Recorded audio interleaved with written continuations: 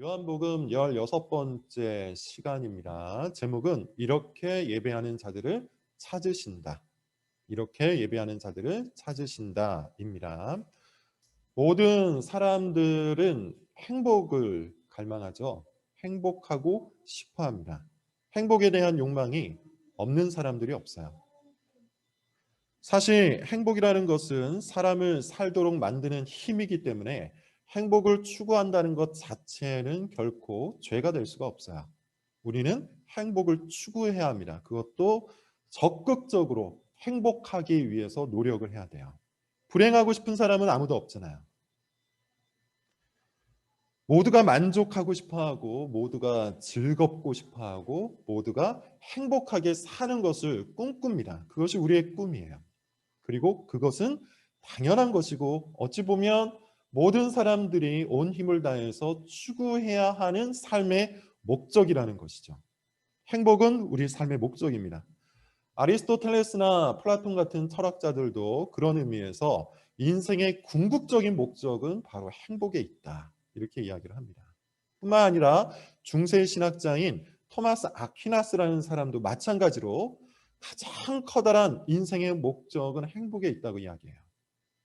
이것은 철학자들이나 아니면 로마교 신학자만 이야기하는 것이 아니고 기독교에서도 동일한 이야기를 하고 있어요.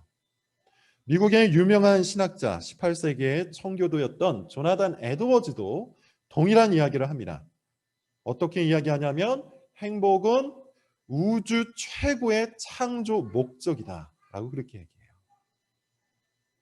행복이라는 것이 온 우주의 창조 목적이라는 것이죠. 실제로 칼빈도 비슷한 이야기를 합니다. 하나님께서 이 세상을 창조하신 그 순서를 찾아보면 첫날부터 여섯째 날까지 사람이 복되게 살기 위한 모든 것을 갖추어 놓고 사람을 창조하였다. 이렇게 얘기해요. 쉽게 이야기하면 하나님께서 사람을 창조하신 목적이 어디에 있다는 것이죠? 행복에 있다는 겁니다. 성경에서도 비슷한 이야기를 우리는 많이 찾아볼 수 있는데요. 시편 68편 3절 같은 데 보면 의인은 하나님 앞에서 행복하고 즐겁다라고 이야기합니다. 행복이라는 것 자체가 행복을 추구한다는 것 자체가 결코 죄가 아니고 결코 잘못이 아니라는 것이죠. 신명기 10장 33절 같은 경우는 하나님께서 우리에게 규례와 율법을 주신 목적을 무엇이라고 이야기합니까? 행복이라고 이야기해요. 하나님께서 우리에게 율법을 주신 이유, 하나님께서 우리에게 규례를 주신 이유, 그것은 바로 우리의 행복을 위한 것이라는 것이죠. 그래서 랜디 알콘이라는 분이 쓰신 행복이라는 책을 보면 거기에서 그가 이런 말을 합니다. 우리의 행복은 하나님께 매우 중요하다. 하나님은 우리의 행복을 강력히 원하신다. 참으로 그렇습니다. 여러분, 행복은 그리스도인의 아주 커다란 특징이에요. 모든 그리스도인은 행복합니다. 그리스도인은 행복을 이룬 존재입니다. 행복을 이미 성취한 존재예요. 왜 그러한지는 잠시 후에 말씀을 드리겠습니다. 그런데 문제가 있죠. 이렇게 행복을 이미 성취한 그리스도인들이, 많은 그리스도인들이 행복해 하지 않는다는 거예요. 불행을 껴안고 삽니다. 온 세상의 고초와 시름을 자기의 얼굴과 자기의 삶으로 짊어지고 살아가는 그리스도인이 너무나도 많이 있다는 것이죠. 그런데 여러분 한번 생각을 해봅시다. 우리가 사랑하는 연인을 볼 때 우리의 표정이 어떻게 바뀝니까? 우리의 마음이 어떻게 변합니까? 우리가 사랑하는 자녀를 볼 때 또 우리의 표정과 우리의 마음이 어떻게 바뀌죠? 굳은 표정과 굳은 마음이 사랑하는 연인이나 사랑하는 자녀를 보면 사르르 녹는 법이에요. 그것이 정상입니다. 만약에 정말로 우리가 예수 그리스도 안에 머무는 자라면, 예수 그리스도 안에서 그리스도의 사랑을 맛보고 그리스도를 사랑하도록 결정이 된 자라면, 그것이 그리스도인의 정의라면 모든 그리스도인은 그리스도 앞에 나올 때 행복해야 돼요. 미소가 있어야 돼요. 그것이 정상입니다. 그럼에도 불구하고 왜 많은 그리스도인들은 행복하지 않은 걸까요? 또 문제가 있습니다. 어떤 문제가 있냐면 많은 그리스도인들이 자신의 불행을 다른 방식으로 바꾸려고 한다는 것이죠. 예컨대 지난주에 이야기한 것처럼 행복을 추구하기는 추구하는데 행복의 기초에서 행복하려고 한다는 거예요. 돈으로 행복을 사려고 합니다. 명예로 행복을 사려고 합니다. 권력으로 행복을 사려고 하고 쾌락으로 행복을 사려고 해요. 행복을 추구하는데 돈과 명예와 권력과 온갖 말초적인 쾌락을 통해서 행복을 산다면 그게 그리스도인입니까?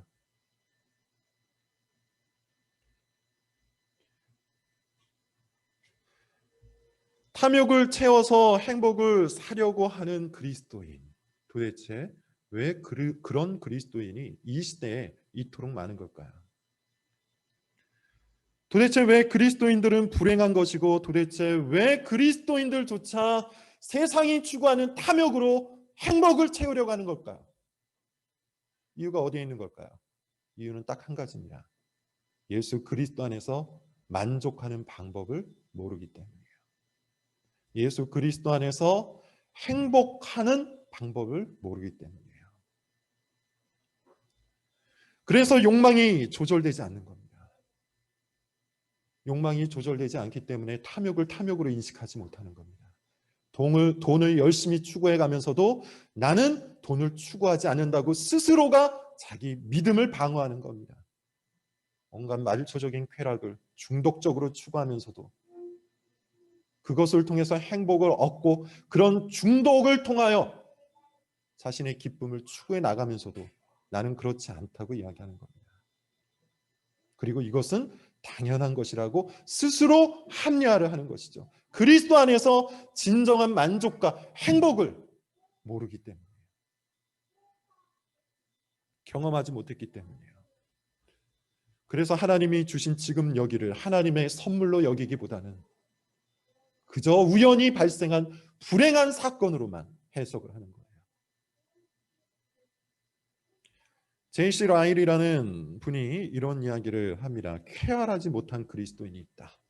생글생글 웃지 못하는 그리스도인이 있다. 명랑함이 사라진 그리스도인이 있다.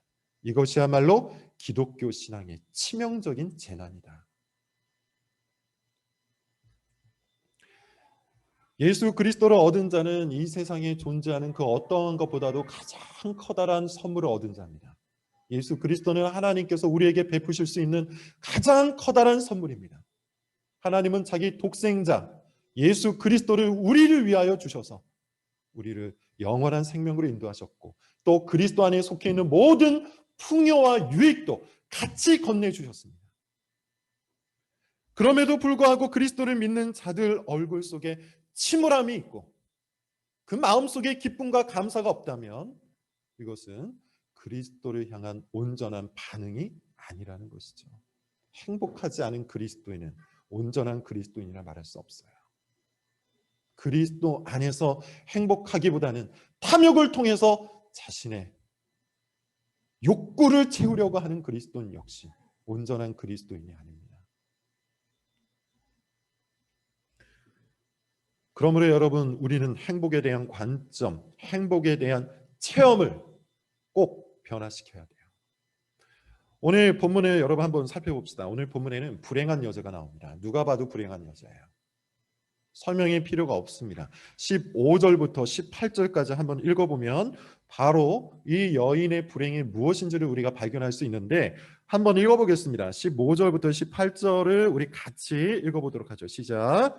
여자가 이르되 주여 그런 물을 내게 주사 목마르지도 않고 여기 물 기르러 오지도 않게 하옵소서. 여자가 대답하여 이르되 나는 남편이 없나이다. 그래서 이르시되 내가 남편이 없다 하는 말이 옳도다. 너에게 남편 5이 있었고 지금 있는 자도 내 남편이 아니니 내 말이 참되더라. 자 봅시다. 15절에 보면 이 여인이 어떤 식으로 이야기를 하고 있죠? 만약 그런 물이 있다면 한번 마시면 더 이상 목마르지 않은 그런 물이 있다면 나에게 한번 주십시오. 이렇게 얘기해요. 어떤 논조입니까? 어떤 어조입니까? 비아냥이죠. 그런 물이 도대체 어디 있습니까? 한 번 마시면 더 이상 목마름을 느끼지 않는 그런 물이 세상에 도대체 어디 있습니까? 이렇게 예수님 앞에서 비아냥을 하고 있는 거예요. 그런데 여러분, 이것은 마치 우리의 심리 같지 않습니까? 앞서 제가 얘기한 것처럼 예수 그리스도로 말미암아 찾아오는 영원한 행복과 만족을 우리는 배워야 한다. 이 세상의 방식대로 자기의 탐욕을 채우는 방식의 행복은 진짜 행복이 아니다. 이 이야기를 했을 때 여러분의 심리는 어떠했습니까? 그런 행복이 어디 있나? 예수 그리스도로 얻는 참된 행복, 영원한 행복, 그것이 진짜 만족이라고. 그런 행복과 그런 만족이 도대체 세상에 어디 있는가? 계속해서 내 욕구를 채워야 되는 거 아니냐? 계속해서 나의 욕구를 채울 때 비로소 나는 행복한 존재가 될 수 있는 거 아니냐? 만약에 여러분께서 이런 생각을 하고 계셨다면 우리 역시도 사마리아 여인인 것이죠. 자, 계속해서 본문을 보겠습니다. 여자의 불행이 나오죠. 여자의 불행은 뭡니까? 남자였어요. 이것이 여자의 불행이었습니다. 이 구절에는 두 가지 견해가 있어요. 첫 번째로 우리가 이야기를 하기 전에 잘못된 견해 하나를 좀 짚고 넘어가 볼 필요가 있습니다. 혹자들은 이 여인이 남자가 많았다는 점을 근거로 해서 몸을 파는 창녀였을 것이다, 이렇게 이야기하는데 사실 본문에 의거하면 우리는 그것을 찾을 수가 없습니다. 남편이 있었던 것으로 볼 때, 5명의 남편이 있었던 것으로 볼 때 몸 파는 여인은 아니었어요. 자, 그렇다면 이 여자는 도대체 왜 이토록 남편이 많았을까요? 두 가지 정도의 견해가 있더군요. 첫 번째는 이겁니다. 남자들의 착취 때문이다.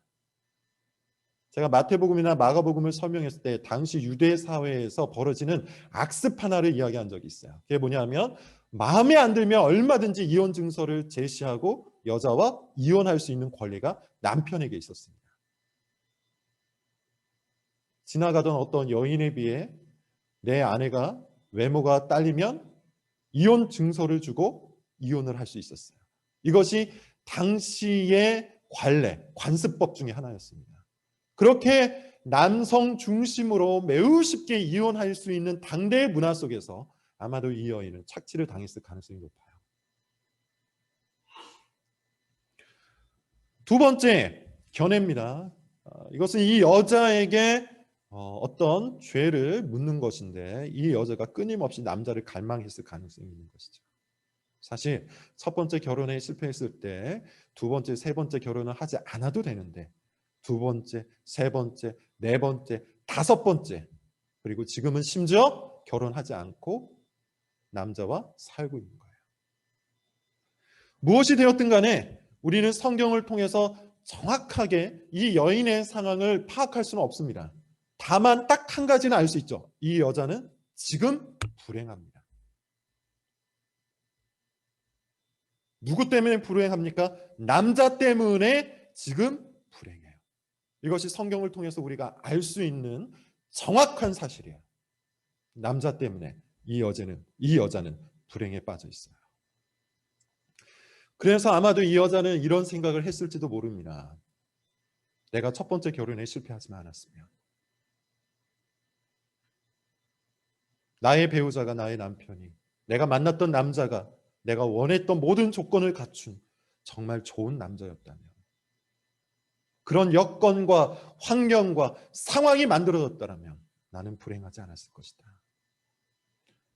상황이 좋았더라면, 사람들이, 내가 만난 그 남자들이 좋았더라면 나는 행복하지 않았을까. 이것이 이 여자의 심리였어요.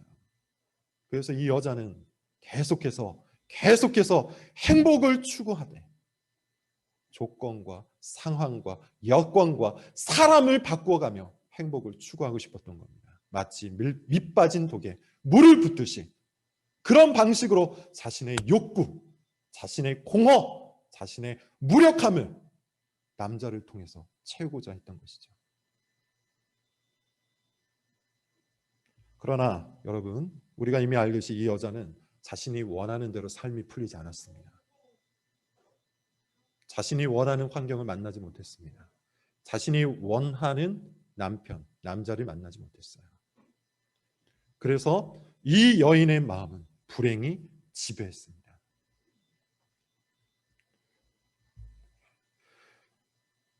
본문을 보면 예수님께서는 이 여인의 불행한 마음과 불행한 모든 상황에 대해서 이미 통찰하고 계셨죠. 다 알고 계셨어요. 여인은 이 사실을 숨기고 싶었을 텐데 예수님께서 그 사실을 정확하게 짚으셨습니다. 그리고 이 여인이 반응을 하죠. 19절부터 20절이야. 예수님의 그 신비로운 통찰 앞에서 여인이 이런 반응을 내놓는데 여기에서 사건이 극적으로 변화되기 시작합니다. 자, 19절부터 20절 같이 한번 읽어볼게요. 시작.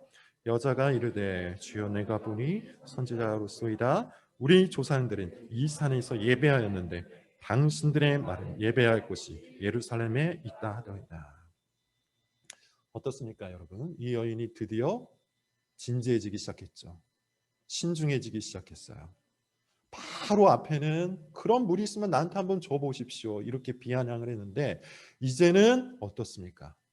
매우 신앙적인 주제 앞에 집중을 하기 시작했어요. 예수님이 범상치 않음을 깨달은 겁니다. 그래서 예수님을 향해서 당신은 선지자군요 라고 이야기하며 이제 묻기 시작한 거예요. 진지하게 예수 그리스도 앞에 나아가기 시작한 겁니다. 더 정확하게 이야기하면 자기의 삶에서 신앙의 문제로 시선을 옮긴 것이죠.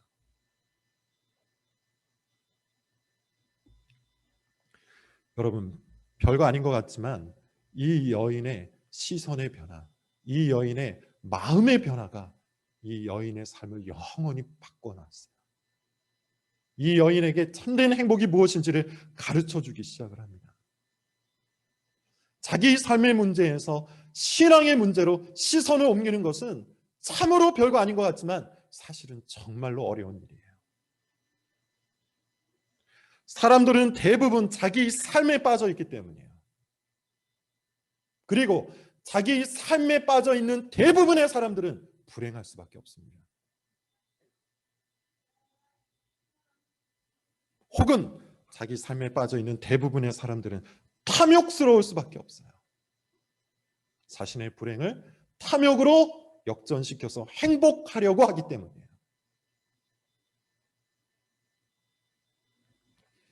그러므로 여러분, 우리는 눈과 마음을 돌려야 됩니다. 우리의 시선을 바꿔야 됩니다.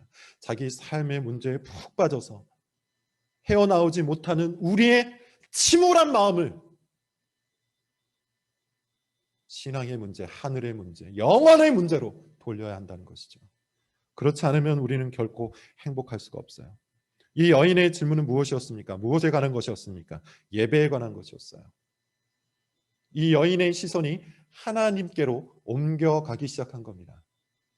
특별히 이 여인의 질문은 이겁니다. 어디에서 예배를 드리는 것이 맞습니까? 지난주에 설명을 드린 것 같은데 사마리아 사람들은 그리심산에 성전을 세워놓고 거기에서 하나님을 예배하려고 했는데 유대인들은 예루살렘에만 하나님이 계시다고 믿고 모든 성전을 다 때려 부쉈었죠. 그렇기 때문에 이 어디에서 예배를 드리느냐의 문제는 굉장히 역사적인 문제였어요. 민족적인 문제였고 이 마을에 굉장히 커다란 문제였어요. 자, 이 여인의 질문에 예수님께서 답변을 하시는데요. 우리 같이 한번 보도록 하죠. 21절부터 24절입니다. 이렇게 답변을 해주시는데 우리 같이 읽을게요. 시작. 예수께서 이르시되 여자여 내 말을 믿으라. 말고 예루살렘에서도 말고 너희는 알지 못하는 것을 아는 것을 예배하라. 이는 구원이 이스라엘에게서 납니다. 예수께서 자들을 영과 진리로 예배할 때가 오나니 곧 이때라. 아버지께서는 자기에게 이렇게 예배하는 자들을 찾으시니라. 하나님은 영이시니 예배하는 자가 여러분 한번 보세요. 이 여인의 질문은 무엇이 포커스였습니까? 장소였죠. 어디에서 예배를 드려야 하나님이 받으십니까? 반면에 예수님의 답변은 무엇을 기준으로 이야기합니까? 시간입니다. 예배할 때가 오나니 곧 이때라. 22절을 보시면 이렇게 예수님 말씀하십니다. 지금까지는 장소가 중요할 수 있다. 그런데 이제부터는 그렇지가 않다. 왜 그렇습니까? 23절을 보면 더 이상 장소가 아니라 영과 진리로 예배할 때가 오기 때문이다. 자, 여기서 여러분 우리는 예배와 관련해서 삼위일체 하나님을 공부할 수가 있죠. 우리가 방금 읽은 이 21절부터 24절의 내용을 잘 살펴보시면 예배는 누구에게 드리는 겁니까? 예수님의 말씀을 기초로 해보면 아버지께 예배를 드리는 거야. 성부 하나님께 예배를 드리는 겁니다. 물론 신학적으로 보면 우리의 예배는 삼위일체 하나님께 드리는 것이지만 적어도 본문은 그 중심에, 예배의 중심에 누가 있다고 하죠? 성부 하나님, 아버지가 있다고 해요. 두 번째, 예배는 어떻게 드려야 한다고 이야기합니까? 영과 진리로 예배를 드리라고 해요. 영과 진리. 뭘 얘기하는 겁니까? 진리의 영이신 성령 하나님 안에서 드리는 것이죠. 말씀을 깨닫게 하시고 말씀을 적용하시고 말씀대로 살게 하시는 성령 하나님 안에서 우리는 언제 어디서나 예배를 드릴 수 있게 되는 겁니다. 그때가 언제입니까? 언제 어디서나 말씀을 깨닫고 말씀을 적용할 수 있는 그 예배의 때, 그때가 언제입니까? 예수 그리스도께서 이 땅에 오신 그 후부터죠. 그러므로 우리는 그리스도 예수를 의지하여 성령으로 아버지께 예배를 하는 거예요. 즉 예수님이 오심으로 사람들은 이제 성령으로 말미암아 언제 어디서든 아버지께 예배를 드릴 수 있게 된 겁니다. 남편을 찾듯이 예배할 하나님을 찾던 이 사마리아 여인에게 예수님의 말씀은 충격이었어요.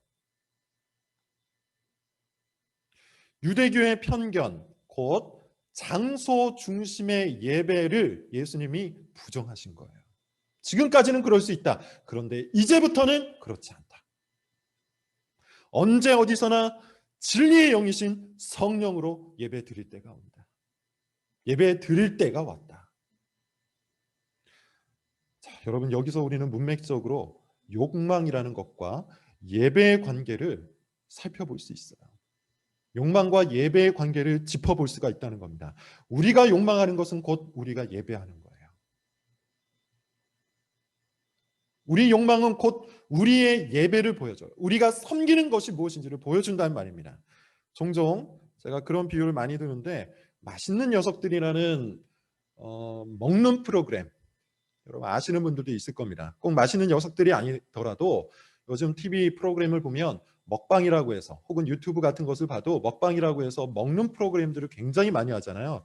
근데 여러분 거기에 참여하는 사람들을 보면 어떻습니까? 굉장히 경건해요. 나름의 의식이 있어요. 열심히 있고 규칙이 있어요. 어떻게 하면 더 맛있게 먹을 수 있을까를 고민하고 연구를 합니다.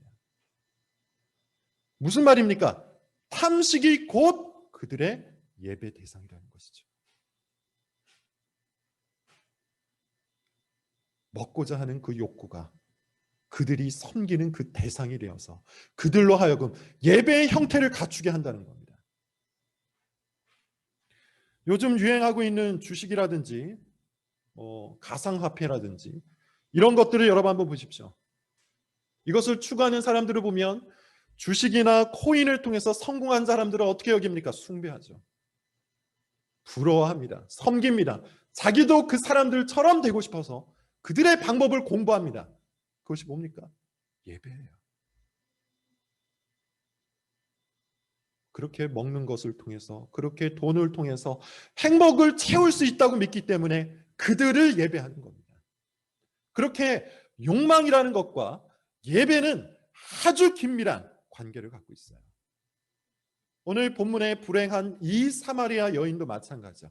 이 사마리아 여인은 어떤 욕망이 있었습니까? 관계에 대한 욕망이 있었어요. 남자에 대한 욕망이 있었어요. 그것을 통해서 채우고 싶은 만족과 행복이 있었습니다. 그래서 그는 곧 그것을 예배로 섬겼어요. 간절한 열망이 있었을 테고 그 관계를 통해서 자기를 채우고자 하는 욕망이 있었을 것이고 그런 관계 속에서 행복하고 싶은 그런 간절함이 있었을 것이라는 거예요. 그런 열망과 욕망과 간절함이 예배예요.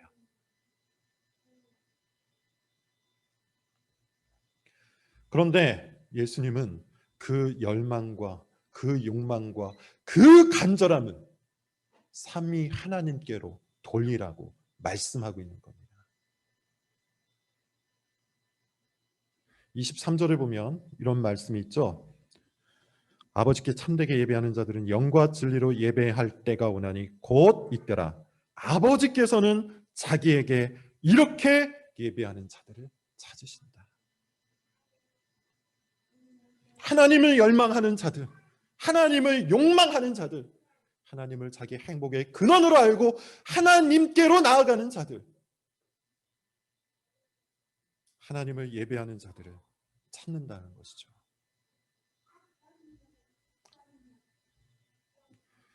그래서 앞서 말씀드린 랜디 알콘이라는 이 사람은 행복이라는 책에서 행복을 향한 우리의 갈망은, 행복을 찾고자 하는 우리의 욕망은 우리에게 그리스도가 필요하다는 것을 가르친다고 이야기해요.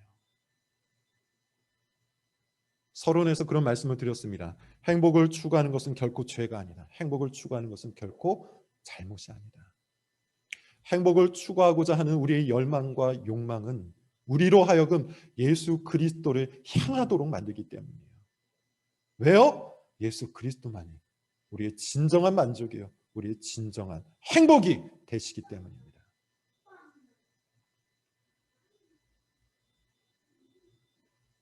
예수님은 효과적으로 이 여인을 그쪽으로 인도하죠. 그것이 25절, 26절의 내용입니다. 내게 말하는 내가 그라. 그렇게 예수 그리스도는 자기 자신이 행복의 근원 그리고 예배를 아버지께로 나아갈 수 있도록 만드는 중보자라는 사실을 알리고 계세요. 여인이 변화됩니다. 그것이 28절부터 30절까지의 이야기예요. 숨어 지내던 이 여인이 사람들 앞에 공개적으로 나서게 돼요. 관계를 갈망했지만 관계의 실패로 인해 관계를 두려워했던 이 여인이 이제는 하나님, 사람들 앞에 공개적으로 나서기 시작했다는 겁니다. 이 여인의 심령, 이 여인의 삶 속에 변화가 시작된 것이죠. 그리고 이 변화의 시작은 이 여인이 진정으로 갈망했던 그 갈망이 채워짐으로 인해 출발된 거예요. 자기 안에 갈망을 채우지 못해 근심하고 걱정하고 부끄러워하고 두려워했던 이 여인, 침울하고 우울하고 무력하고 허무함을 느꼈던 이 여인이 예수 그리스도를 만나 마음과 삶의 변화를 일으키기 시작했다는 겁니다. 그러므로 여러분, 우리는 오늘 이 말씀을 통해서 이와 같이 살 필요가 있습니다. 첫째, 우리에게 주신 지금 여기를 선물로 받아들이십시오. 지금 여기를, 지금 나의 상황을, 지금 나의 여건을 하나님께서 나에게 베푸신 선물로 받아야 합니다. 사마리아 여인의 현실은 어땠습니까? 좋지 않았죠. 충분히 불행할 만한 그런 상황이었어요. 공고함이 있었습니다. 척박한 환경이었어요. 소위 말하는 어두운 터널이었어요. 첫 번째 남편과의 실패, 두 번째 남편과의 실패, 세 번째 남편과의 실패. 지금 살고 있는 사람은 남편도 아니에요. 이 어두운 터널을 언제 어떻게 뚫고 나가야 될지 알 수 없는 그런 상황이었답니다. 그러나 여러분, 우리가 알아야 할 것이 있죠. 바로 그 현실 때문에, 바로 그와 같은 현실 때문에 이 사마리아 여인은 예수 그리스도를 받을 수 있게 된 거예요. 마음에 빈 공간이 있었기 때문에 예수 그리스도를 받을 수 있게 된 거예요. 수많은 율법교사, 수많은 바리새인들은 자기로 꽉 차 있었기 때문에 그리스도를 받을 수 없었지만, 텅 빈 인생이었던 사마리아 여인의 마음엔 예수 그리스도를 품을 수 있는 공간이 마련되어 있었다는 겁니다. 한평생 거듭먹거리고 거짓된 행복을 추구하며 탐욕으로 자신의 만족을 채우려고 했던 당대의 유대인들, 예수 그리스도를 받을 수가 없었어요.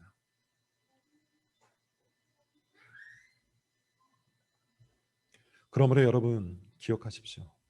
오늘의 결핍, 오늘의 상실, 오늘의 부족함, 오늘의 연약도 우리의 선물입니다. 하나님께서 우리에게 주신 선물입니다. 왜 그렇습니까? 예수 그리스도를 알고 그분을 붙들고 그분 안에서 영원히 목마르지 않은 생수를 마실 수 있는 기회이기 때문이에요. 그러므로 우리는 우리의 현실을 하나님의 선물로 받을 필요가 있어요. 하나님의 선물로 해석을 할 필요가 있어요. 여러분의 현실이 지금 부족합니까? 예수 그리스도로 만족할 수 있는 기회가 다가온 겁니다. 지금 여러분의 현실 속에 결핍이 있습니까? 그리스도로 인해 행복할 수 있는 기회가 다가온 겁니다. 영과 진리로 예배할 때가 오나니 곧 이때라. 두 번째, 오늘 본문을 통해서 우리가 해야 할 일, 두 번째, 자기 삶에서 하나님께로 시선을 옮기십시오. 자신의 삶의 문제에서 하나님께로 시선을 옮기는 게 곧 예배입니다. 그것이 예배입니다. 삶의 주제에 빠져 있는 한, 삶의 문제에 함몰되어 있는 한, 우리는 계속해서 목마를 겁니다. 계속해서 허무할 것이고, 계속해서 공허할 것이고, 계속해서 허기에, 굶주림에 사로잡혀 있을 겁니다. 삶의 주제에 빠져 있는 한 우리는 진짜로 하나님을 예배할 수가 없어요. 그런데 여러분, 한번 생각을 해보시죠. 이 주제를 만족시키면, 하나의 문제를 만족시키면, 우리 삶에 발생한 어떤 하나의 문제를 해결을 하면 영원히 행복하던가요? 또 다른 문제가 튀어나오죠. 이것을 해결했더니 또 다른 문제가 튀어나와서 그것을 해결했더니 또 다른 문제가 튀어나와요. 그렇게 우리는 마시고 마셔도 목마른 인생입니다. 우리가 우리 삶의 문제에 함몰되어 있는 한 우리의 목마름은 영원히 해결될 수가 없어요. 우리는 주제를 옮기며 걱정하고 주제를 옮기며 근심하고 주제를 옮기며 탐욕을 부리는 그런 존재이기 때문에. 그러나 사마리아 여인이 자기 삶의 문제에서 고개를 들어 하나님을 봤을 때 어떻게 됩니까? 드디어 예배가 시작되죠. 드디어 이 불행했던 여인의 삶의 환호성이 튀어나오죠. 불행했던 이 여인의 삶 속에 사람들을 향한 외침이 일어나기 시작하잖아요. 그렇게 자기 삶의 문제에서 하나님을 봤을 때 그것이 그녀의 문제를 덮고도 남을 삼위 하나님의 사역을 그녀의 인생 속에 끌어들이는 계기가 된 겁니다. 말 그대로 영원한 생수가 그녀의 마음을 채우게 된 거예요. 여러분, 예배는 우리 삶의 문제에서 삼위 하나님의 위대하심으로 우리의 시선을 옮길 때 시작되는 겁니다. 그리고 그 예배만이, 그 예배를 통해서만이 우리의 채울 수 없는 욕망이 채워지는 겁니다. 그리스도께 반응하고 하나님 아버지께 반응하고 그리스도의 십자가에 반응하고 하나님 아버지의 사랑에 반응하는 것, 이것이 예배이기 때문이에요. 그렇게 예배는 우리에게 진정한 행복을 줍니다. 그렇게 예배는 우리 삶의 목마름을 영원토록 해결합니다. 그렇게 예배는 우리 삶의 허기와 허무와 공허를 영원히 채워줄 수가 있는 겁니다. 왜 그렇습니까? 예배를 통해서 우리는 하나님의 자녀라는 사실을 깨달을 수 있고, 예배를 통해서 우리가 그리스도의 형제라는 사실을 깨달을 수 있으며, 예배를 통해서 우리는 성령의 전이라는 사실을 깨달을 수 있기 때문입니다. 그러므로 여러분, 우리가 예수 그리스도로 말미암아 하나님을 예배하고 하나님 아버지를 예배하고 진리의 영으로 하나님 앞에 나아갈 수 있다면 무엇이 두렵겠습니까? 무엇이 괴롭겠습니까? 무엇이 우리를 그리스도의 사랑에서, 하나님의 사랑에서 끊을 수 있겠습니까? 정말로 행복하고 싶습니까? 그렇다면 예수 그리스도 안에서 하나님께로 시선을 옮겨가십시오. 예수 그리스도 안에서 삶의 문제가 아닌 하나님께로 우리의 시선을 옮겨가십시오. 성령 하나님께서 우리의 빈 마음을 풍요롭게 채워주실 겁니다. 기도하겠습니다.